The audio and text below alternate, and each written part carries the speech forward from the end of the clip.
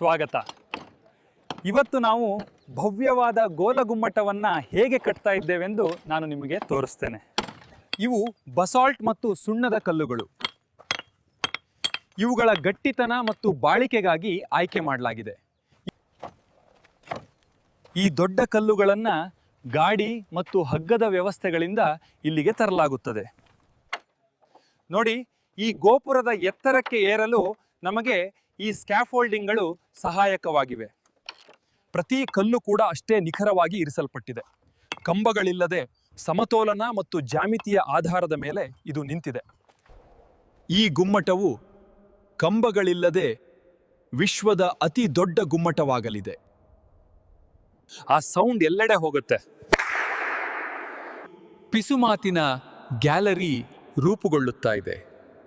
ಪ್ರತಿಯೊಂದು ಪದರವು ಪರಿಪೂರ್ಣ ಸಮರೂಪತೆಯಿಂದ ಮೇಲೇರುತ್ತದೆ. ಇದು ಗುಂಬಜ್ನ ಶಕ್ತಿ ಮತ್ತು ಬಾಳಿಕೆಯ ರಹಸ್ಯ. ಇದು ಸುಲ್ತಾನ ಮೊಹಮ್ಮದ್ ಆದಿಲ್ ಶಾ ಅವರ ಅಂತಿಮ ವಿಶ್ರಾಂತಿ ಸ್ಥಳವಾಗಲಿದೆ. ದಖ್ಖನ್ ವಾಸ್ತುಶಿಲ್ಪದ ಅದ್ಭುತ, ಶತಮಾನಗಳವರೆಗೆ ಬಾಳಿಕೆ ಬರುವಂತೆ ನಿರ್ಮಿಸಲಾಗಿದೆ.